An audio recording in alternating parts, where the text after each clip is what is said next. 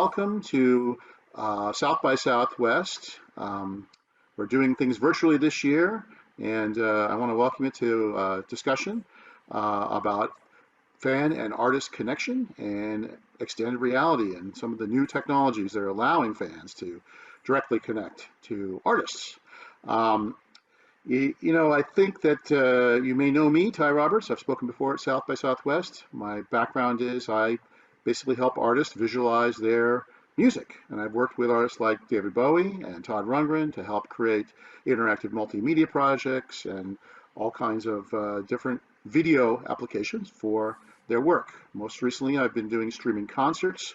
I have a new company called Fantrax, and we've been doing, I'll call it large-scale streaming concerts with computer graphics and game engine technology. But today is not about me. Today, I am joined by an extraordinarily talented and creative genius, artist and producer, Imogen Heap. Welcome, Imogen. How are you? Hello, Imogen Heap, the extraordinaire, at your disposal. Yeah, I'm good. I have slightly less cool backdrop than you. I'm in my, this is my makeshift studio in the basement of our little place in Hackney, which is actually Scout's Playroom. And this is the reality of my lockdown, is last night I needed to carry on working. So I turned our little, that's my beauty light, by the way, which obviously isn't working right now. But yeah, our sofa turned into our bedroom last night because I needed to keep working and I can't hear her when I've got my headphones on. So yeah. Well, great. Well, maybe what I first start out with, just for a little bit, because some people may be new to knowing about you, I want to briefly just mention a few things that you're working on, which is pretty amazing. So, obviously, you've had a long career as a solo artist and a songwriter and a collaborator and a producer in music, and your own albums and the bands you've been in. I think you have done quite well with that. That basically you've been doing it, I think, 23 years now. I'm not sure if I have the exact. 25 years. 25 years. Okay, there we go. So you've had quite a ride through all of that, and also other artists really revere your work. You've had your songs recorded by Taylor Swift and Ariana Grande, and you've collaborated with Jeff Beck, and you've got Josh Groban singing your songs. And there's so many. When I looked them up online, it was almost too many to name. So clearly, other artists also like your work, which is a great That's thing. nice, isn't it? That's nice. But the most exciting thing I found was that hip hop artists really, really like you. Like they sample all your records and use them. Wiz Khalifa and quite a few number of them seem to also like your work. So I don't know how you got into the hip hop business, but something's going right. But I'm very happy to be here. Yeah, no, it's great. It feels like there's been an adoption in a community of hip hop who just, it was, I'm trying to remember the name of the type of cloud rap. That's what happened. Cloud rap. I like that a lot. Okay, I have to look that up. That's not in my genre tree. I need to be more knowledge. Yeah, cloud rap. So they would put on, like, A$AP Rocky did a mixtape which was about 60 minutes long, and it was like the Imogen Heap anthology. It just had like tons of demos of mine, like old weird piano songs that I'm just like amazed that this guy is awesome. Just took those tracks and made us thing out of it and made this great mixtape. I was like deeply flattered, and I was like, oh, suddenly I feel like I'm rather hip.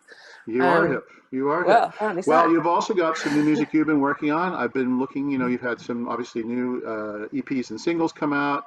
Your Last Night at the Empire and Phase and Flow. You're working on a new commission around a short film. You've been, one of the things you do is you demonstrate your ideas to your fans and get feedback on your Imogen Heap app site. And it seems to me that that's also quite unique. You basically trial your work for your fans. Maybe you tell me a little bit about that. Well, actually what I've discovered happens when I do that is I become less inhibited, I become less worried and stressed about any release. Is that by bringing them into the studio earlier on, I feel it gives me more creative, I feel more that I can give more creative risk or take more risks because they're with me at the start. And so we're on this journey together. And so, yeah, right now I started Last Night of an Empire, just one night I was like, I'm going to write a dance song, because I've never done that before. And so I tried to write something that's quite dancey and upbeat, and it kind of reminded me a bit of Christine and the Queens and that kind of vibe, which I love. Great. And so I posted an early version of this song and on my app, and they were like, "Oh, this is brilliant, we love it." And then, you know, the election in the US happened, and that was kind of feeding into my idea space. And then those discussions that continued with the fans about what that meant and how that made us feel and what was going on in the world politically.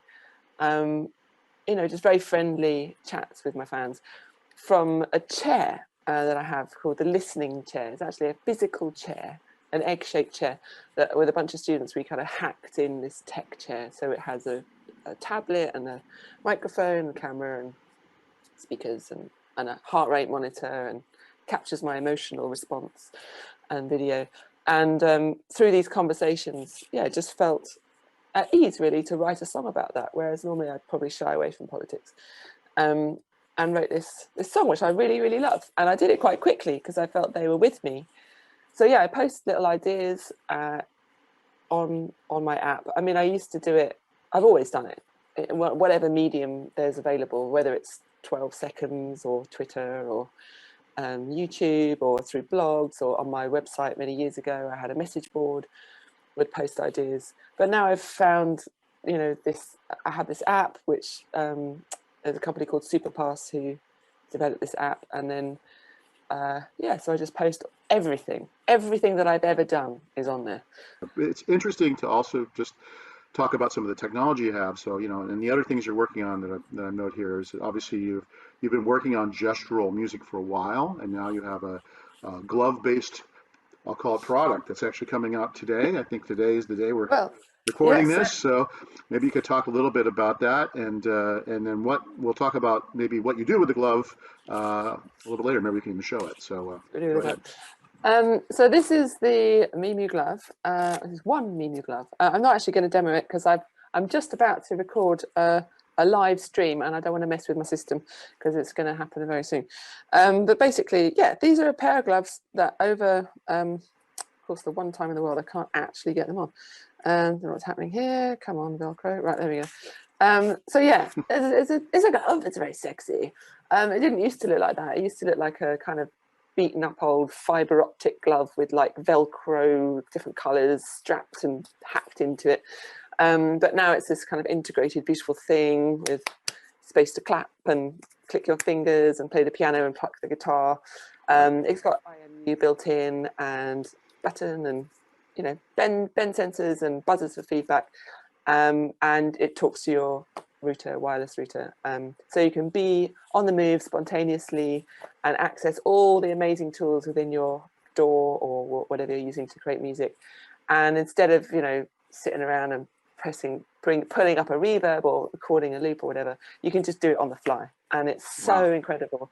And it started off just this thing. I thought, oh, how long would that take to do? You know, just brought a small team of people together. Well, it just started with myself and this guy called Tom Mitchell, who is still a professor at the University of West England. And I went to him as the only person I knew in kind of coding space and music technology. I didn't know anyone. I just literally only knew people who were musicians, didn't know any makers, any hackers, any coders, anything like that. Never even thought about the idea of building something software-based or hardware-based myself. But then I realized I just wanted to be able to have the freedom to be able to make music on the fly and not have to be hunched over my desk, and to always never break that relationship, that flow with the audience by, you know, turning around or pressing a button. That it's just always so it's this kind of very seems like that's a lot of the life for the keyboard player or synthesizer person, was they had to hunch over their equipment pushing buttons. And so with this, I mean, you can step out from behind there and dance actually, or interact in yeah, some way. but I mean, I still also play the piano with the gloves. I integrate the gloves into the performance. So if I want to augment the piano and I want to add reverbs, or I want to add overtones, or I want to overlay like a Moog kind of infrared little board, what's it called, a piano bar, then I can overlay and I can affect those things.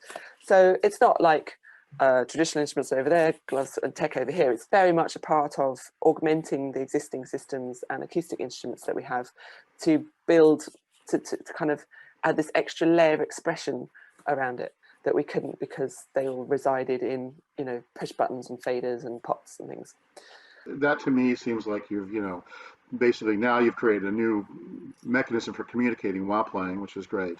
And it seems like also you can receive feedback. You said it had a buzzer in there. So I don't know if audience remotely can push a button and cheer and you can feel a little bit of the audience feedback. Ah, well, yes, you say that. We are actually developing that kind of feedback, not in the glove specifically, but in the chair.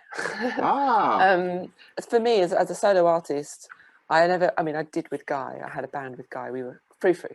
But other than that, it's, you know, it's quite a strange existence most of the time. I don't have a producer, so it's just me in the studio. So I have to kind of invent the opportunities to meet and collaborate with people. So it's like bringing in the fandom into the house, you know, every now and then, bringing in those conversations and trying as best to, everything I do is about integration. You know, it's how do we create a flow of life? How do I create a better flow between an idea in my head to an expressive piece of music?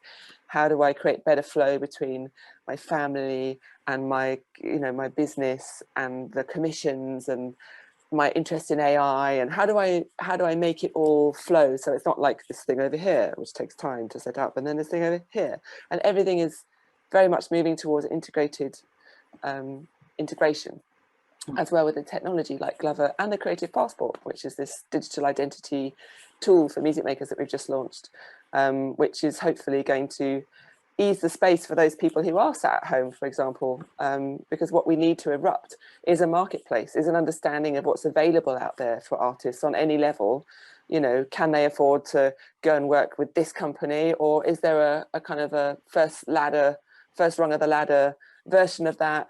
So I'm really enjoying working with Volta VR at the moment, because they're creating an accessible tool for musicians to work within a VR environment for their live shows, so that you might just be in a, you know, this is not a very exciting backdrop, but the minute you just add a few nice touches that we are now starting to do in the streams, it just becomes magical. And this space, which might just have a few like particles kind of flying off me, all of a sudden it's like, oh, actually I can do it at home. You know, it's just that fear of, oh, why would anyone want to watch me like in my tiny little flat?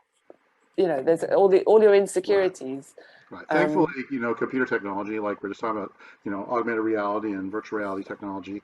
Yes, just like I'm obviously not in my, studio with my giant LED screen behind me. I'm at home, and you can take yourself out of the background and you can put yourself into a virtual environment. Yeah. And the question is how to make it something that's artistic. And so, these tools that are coming are allowing the graphics to be to some degree, I don't know if synchronized is really the right word, but at least influenced by the music or affected. And then your gestures can add to that. So you can perform the graphics in some degree. That's right. Yeah. And it's so, just because doing a music video takes a lot of preparation. It costs a lot of money. Often it involves a lot of people. A lot of design aesthetic and what you want in that. But there's something about the VR space where in time you'll be able to just be like, you might have a collection of like a color scheme that attaches to you. Like I think in terms of this Creative Passport or something like it, where we would be online as our individual, like we're physical here, but we have a data body representative of ourselves, a digital data body that kind of has our preferences intact. So it might be like, oh yeah, my shade of yellow is 33% of whatever, and whenever I go onto a website I wanted to use this type of font when I sign up, when I log in, so that wherever you go your kind of aesthetic and your design, and you don't ever have to do it twice. So when you think about the VR environment, instead of you going, oh, what kind of do I want bubbles, you would be able to kind of carry your preferences bag around with you with your digital identity, or take bits of a moniker that you might have, or an avatar that you might have already taken over here, and obviously that IP exists within that VR company, but perhaps some of it still exists that can be then translated into a different VR space. So is this one of the ideas that's behind your Creative Passport, which is the idea that my information, first of all, let's just start with like the basic information about me as an artist is actually correct. That would be very helpful. And then Yes, exactly. and That's that number would be one. helpful, like the actual dates of my recordings and all those things that I should be right and everything else. And Yeah. then beyond that, my digital representations, my my social media channels, the media that I've actually created is accessible on a list. So the idea is to try to to make that available in one place so it's more manageable than like the problem we have now where everyone's Facebook thing is different from their, Instagram thing, which is different from, where it's, Yeah. you have to manage 30 different websites to make anything happen. Yeah. It's a very big question, and I usually go off in like a 2 hours of tangential answer. So there's like the future space, which is very different to what it does right now. But what we're doing to start with is just to create an opportunity for artists, musicians, music makers, engineers, producers to come on and identify themselves as the artists that they are, to verify themselves with their passport so that they're kind of linked to an identifiable person, whether you want to show your actual name or whether you want to show your moniker or your artist name.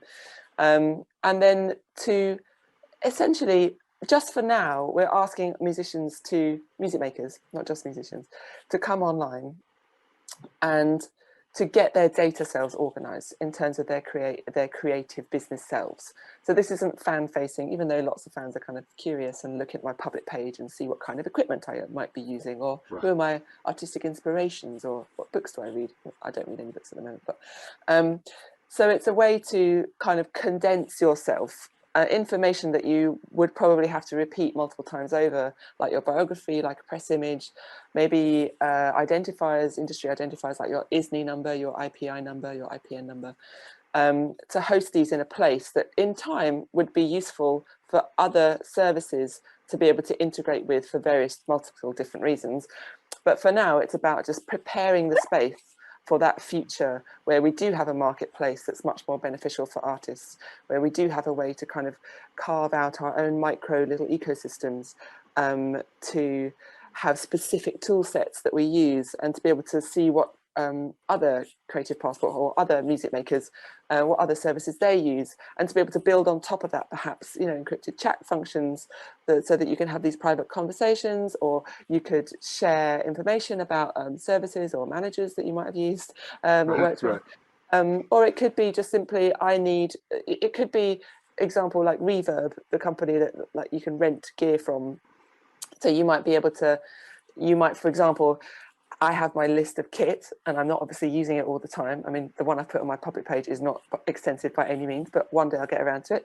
And when I do, I'll never have to do it again. So it's like, I've got an mbira, I've got a clarinet, I've got a trumpet, I've got all these things. I've got a Korg, a micro Korg, so whatever, Mark II.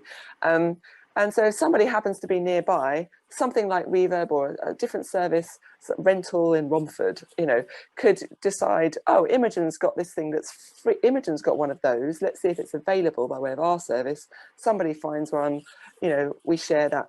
Maybe we get a bit 10 quid for renting it for a half a day or whatever.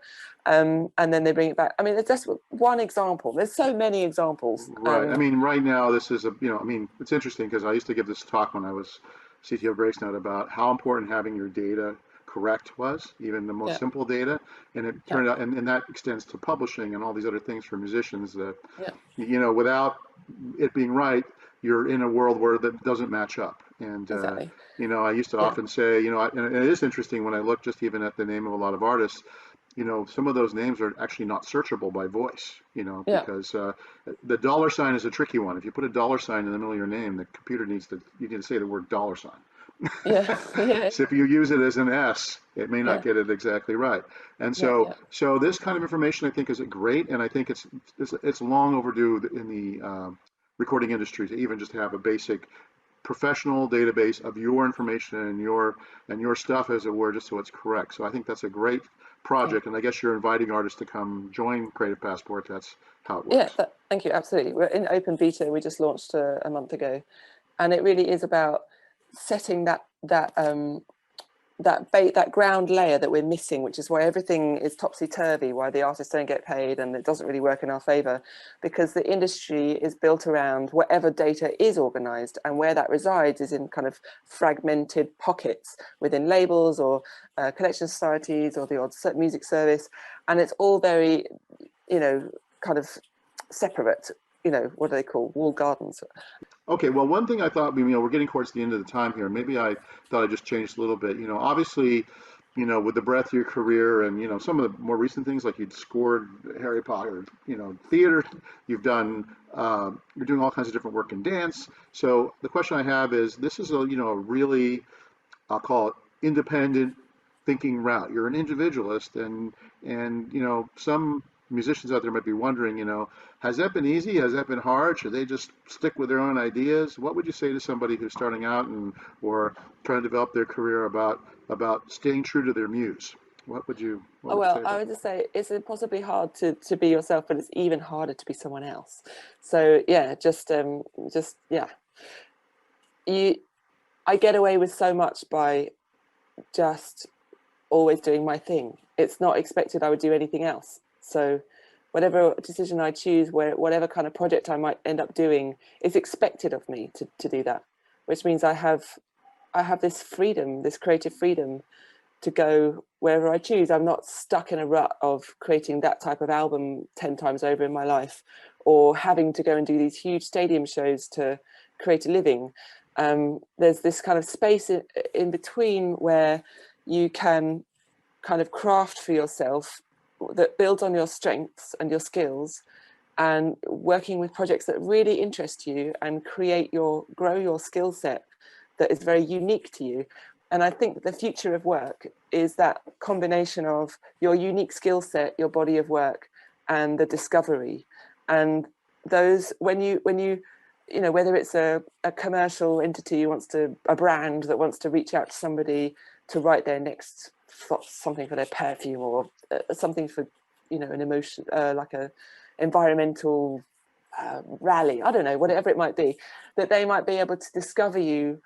Maybe you live in the middle of nowhere and you've never released, you've hardly released anything, but there's just something about your exact intersections of your unique skills, your maybe the time that you have at that precise moment in time, where you are, maybe what language you speak, whether you're a mother, who knows, all these kind of combinations that lead opportunities to you.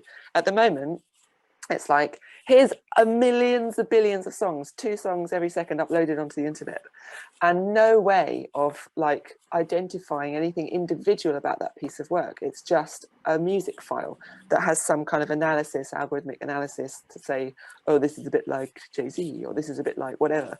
There's nothing to identify the uniqueness about the person behind it to drive more work to them.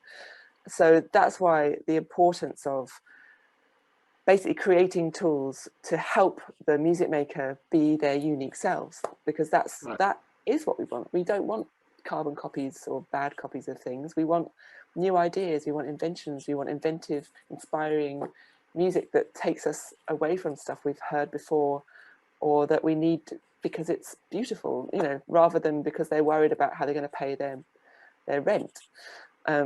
And I do Yes. think we're going to see an abundance of opportunity, rather than this feeling that everything's going to fall apart at any minute. Even the people right at the top feel that, because the industry doesn't support largely the music makers. It's supporting the industry around it, because that's where the industry commercial opportunity is.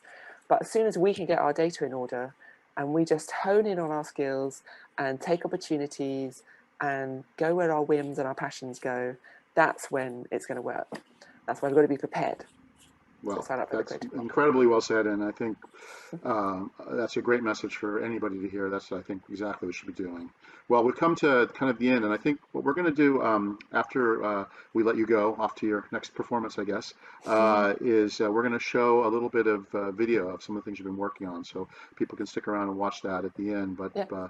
before we do that, I certainly want to thank you, Imogen, for participating in the South by Southwest panel this year. Next year we'll be in Austin, and you and I can have some great Southwestern food together. That would be lovely. Yes, that would be wonderful. I miss all that, and see some live music. That would be great too. That would be Um, nice. so for everyone that wants to get a deeper level of connection with Imogen, you should go to imogenheap.app. That's .app. Yeah. And there you can find out about what she's doing, how she's communicating with her fans through her application, but also other information about what she's working on. So Yeah. thanks Yeah. again, Imogen, Demos. for your time. I really appreciate it. Thank you, Ty.